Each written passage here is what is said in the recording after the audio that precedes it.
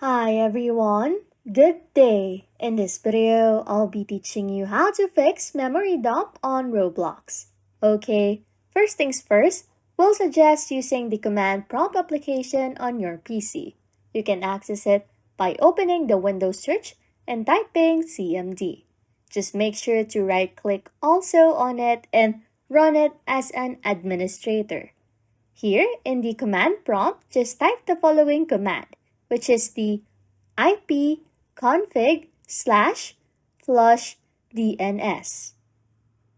After that, just press enter and you should see a message that says Windows IP configuration successfully flushed the DNS resolver cache.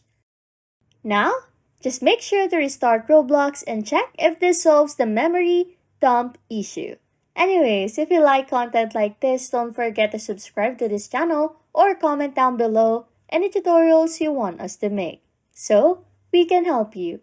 And that's it. You can now fix memory dump on Roblox. Thanks for watching and happy scrolling.